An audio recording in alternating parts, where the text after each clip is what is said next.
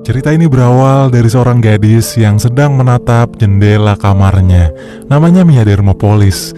Ia adalah gadis pemalu yang tinggal di kota San Francisco. Sejak kedua orang tuanya bercerai, hak asuh Mia jatuh ke tangan ibunya yang merupakan seorang pelukis. Saat ini Mia duduk di bangku SMA. Sikapnya yang kurang percaya diri membuatnya takut berinteraksi dengan lingkungan sosial di sekolahnya. Jadi wajar aja kalau Mia nggak punya teman di sekolahnya selain seorang siswi bernama Lily. Sebagai gadis remaja, Mia juga merasakan jatuh cinta loh. Yaitu dengan siswa populer bernama Josh. Sayangnya hati Josh sudah milik gadis lain. Pacar Josh bernama Lana. Ia adalah anggota cheerleader di sekolah yang juga selalu mengganggu Mia.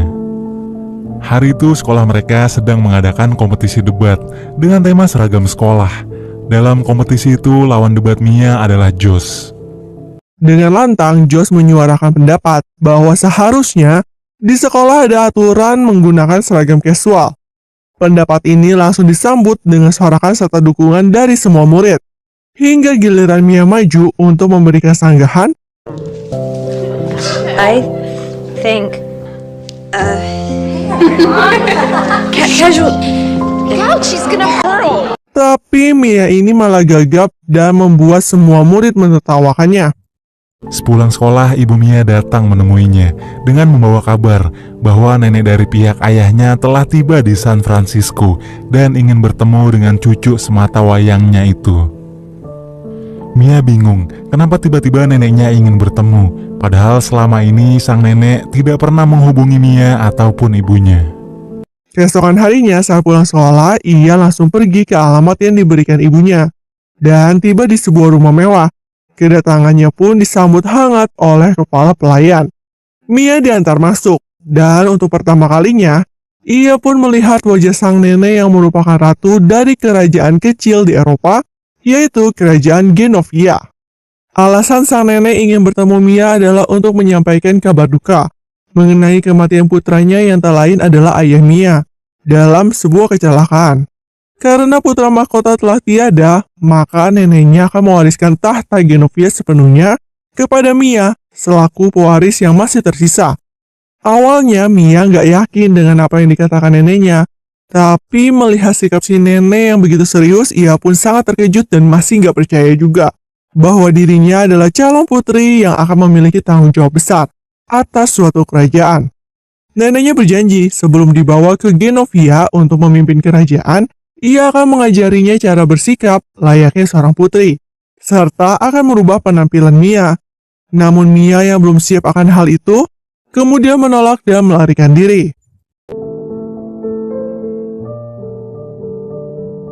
Setibanya Mia di rumah, ia marah pada ibunya karena selama ini ibunya menyembunyikan kenyataan bahwa ia adalah keturunan bangsawan.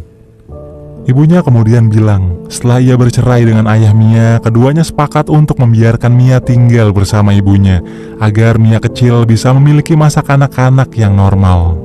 Rencananya Mia baru akan diberitahu ketika usianya mencapai 18 tahun. Tapi dengan meninggalnya sang ayah, Mia pun akhirnya jadi tahu rahasia itu lebih awal, di usianya yang saat ini 16 tahun. Di hari berikutnya, sang nenek menemuinya dan ibunya.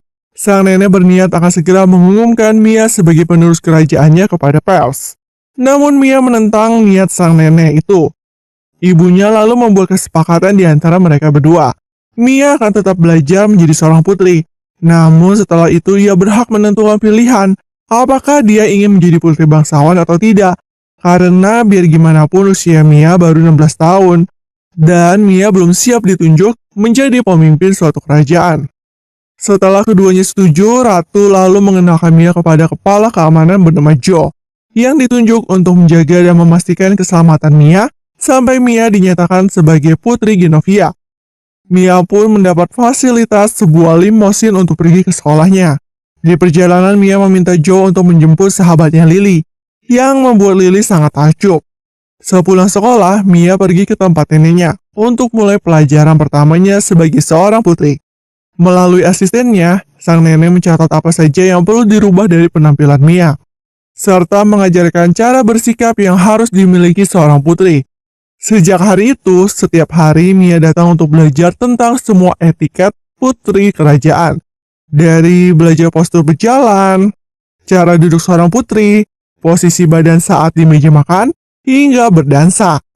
Suatu hari sang nenek memanggil penata rias dan gaya rambut bernama Paulo untuk merubah total penampilan Mia yang sudah dicatatnya kemarin.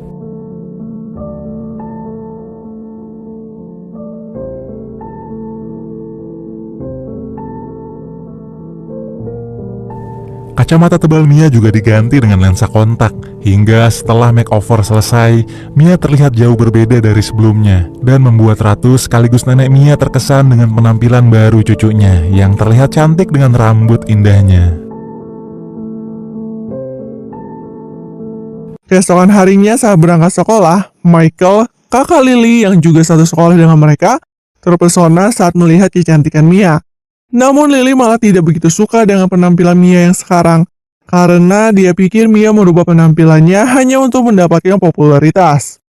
Meski Mia sudah menutupi gaya rambut barunya dengan topi, tapi Lily masih aja terus berkomentar. Hingga akhirnya Mia terpaksa memberitahu Lily bahwa ia adalah putri kerajaan, dan meminta Lily merahasiakan dari teman-teman yang lain. Di kelas saat jam pelajaran dimulai, Lana memaksa Mia untuk melepas topinya. Mia pun nurut. Penampilan barunya ini bikin heboh satu kelas. Ada yang menyukainya, ada juga yang mengejeknya. Pada hari berikutnya, Michael berusaha mengajak Mia untuk ikut menonton latihan bandnya di hari Sabtu nanti. Mia pun menerima ajakan Michael. Saat tiba di gedung sekolah, mereka melihat ada banyak wartawan berkumpul. Kedatangan Mia langsung menjadi sorotan. Ternyata yang sedang ditunggu para wartawan ini adalah putri Mia. Mia pun langsung diserang pertanyaan-pertanyaan yang membuatnya kebingungan, hingga ia langsung menerobos ke dalam sekolah. Ketika Mia sudah merasa tenang, nenek dan ibu Mia datang menemuinya di sekolah untuk mencari tahu siapa orang yang sudah membocorkan rahasia tersebut. Tak lama kemudian, Joe membawa Paulo masuk. Paulo mengaku bahwa yang telah mengatakan tentang Mia kepada media adalah dirinya. Ia melakukannya bukan untuk mendapatkan uang, melainkan ketenaran. Paulo ingin dunia tahu bahwa Mia bisa cantik seperti sekarang ini adalah karena polesannya. Beberapa hari kemudian, dalam suatu acara makan malam, nenek Mia memperkenalkan sang cucu kepada beberapa bangsawan di seluruh dunia. Awalnya sih makan malam berjalan cukup baik, setidaknya sampai sekarang ya. Karena nggak lama setelah itu, Mia nggak sengaja membakar lengan baju salah satu tamu.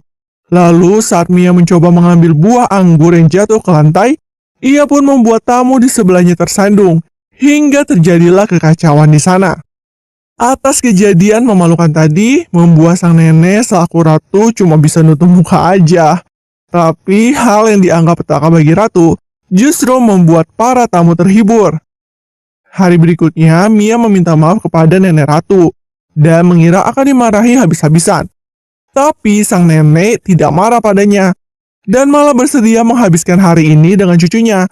Sepanjang hari, ratu ingin membuat cucunya senang. Mereka pergi menggunakan mobil Mia, yang Mia dapatkan sebagai hadiah ulang tahun ke-16 dari ibunya. Ratu ikut mengunjungi tempat-tempat yang biasa cucunya kunjungi, memainkan semua permainan kesukaan Mia, hingga berfoto bersama di stand foto. Dalam perjalanan pulang, mobil yang dikendarai Mia mengalami masalah saat melewati tanjakan. Akibatnya mobil itu mundur dan menabrak kendaraan transportasi yang ada di kota San Francisco. Polisi kemudian datang. Agar Mia lolos dari penilangan, sang ratu lalu memberikan gelar kehormatan Genovia kepada petugas tersebut. Dengan tersanjung, petugas itu pun tidak jadi menilang Mia dan bahkan mengantar mereka pulang. Di sekolah, Mia sekarang menjadi sangat populer. Dia dikelilingi oleh anak-anak yang meminta tanda tangannya. Bahkan Lana yang suka mengganggunya sekarang malah berpura-pura seolah-olah ia adalah bestinya Mia saat reporter mewawancarainya. Sementara itu, Josh juga sekarang mulai naksir nih sama sang putri dan mencoba mengajaknya pergi ke pesta pantai pada hari Sabtu besok. Josh bilang kalau hubungannya dengan Lana telah berakhir. Mendengar hal itu, Mia langsung setuju. Mia lalu mendatangi Michael untuk meminta maaf karena ia lebih memilih ajakan Josh ketimbang Michael. Dan tentu aja Michael yang sudah lebih dulu berharap sangat kecewa dengan keputusan Mia. Di pesta pantai itu, Mia terlihat senang bisa berada di samping pria yang selama ini ia sukai. Keduanya menghabiskan malam dengan berdansa, sampai reporter datang mencari Mia. Josh membawa Mia bersembunyi di gubuk. Setelah keadaan dirasa aman, mereka pun keluar. Ternyata dugaan mereka salah dan meleset. Di sana malah banyak banget paparazzi yang meliput Mia. Dengan paksaan, Josh mencium Mia agar dirinya bisa ikut masuk pemberitaan. Keesokan hari setelah kembali ke rumah dengan perasaan malu, Mia menangis di pelukan ibunya. Atas kejadian di pesta pantai tersebut, berita tentang kelakuan sang putri pun trending. Nenek Ratu kecewa. Mia meminta maaf dan mengakui bahwa dirinya tidak pantas menjadi seorang putri kerajaan. Meski begitu, Ratu masih akan mengajak Mia ke acara tahunan Genovia, dan Mia boleh membawa teman-temannya kecuali siswa bernama Josh. Setelah Mia pergi, Joe mencoba meyakinkan Ratu agar ia memahami sisi usia Mia yang masih remaja. Joe juga bilang, kemungkinan status sosial yang dimiliki Mia saat ini sengaja dimanfaatkan teman-temannya untuk pansos. Joe percaya Mia sudah siap mengambil tanggung jawab sebagai pemimpin negara setelah melihat kedewasaan Mia dari bagaimana cara ia menerima kritik dan meresponnya.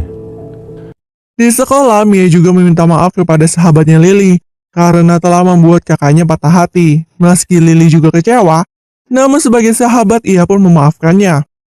Sebagai permintaan maaf, Mia mengajak Lily bersama Michael ke acara pesta tahunan Genovia. Di hari perayaan pesta Genovia yang akan digelar nanti malam, pagi harinya sang nenek menemui Mia di rumah untuk menyerahkan diari yang ditinggalkan ayahnya sebelum kematiannya. Diari itu merupakan hadiah ulang tahunnya yang ke-16. Neneknya juga bilang kalau ia akan tetap mengangkat Mia sebagai penerus kerajaan dan akan mengumumkan penyerahan gelarnya kepada orang-orang saat acara tahunan Genovia nanti malam. Mia yang mendengar hal itu berniat pergi jauh karena takut mengecewakan rakyat Genovia nantinya. Tanggung jawab yang akan diserahkan neneknya seolah masih terlalu berat baginya. Sehingga Mia memutuskan buat kabur di saat acara tahunan itu berlangsung. Saat lagi mengemasi barang-barang ke dalam tas, kemudian ia menemukan sepucuk surat dari dalam diary pemberian ayahnya. Dan surat itu adalah surat yang dibuat ayahnya untuk Mia. My dearest daughter, today is your 16th birthday. Congratulations. I present you with this diary to fill the pages with your special thoughts of your wonderful life. Amelia, courage is not the absence of fear, but rather the judgment that something else is more important than fear. From now on, you'll be traveling the road between who you think you are and who you can be. The key is to allow yourself to make the journey. I also want you to know, I loved your mother very much and still think of her often. Happy birthday, my Mia. All my love, your father.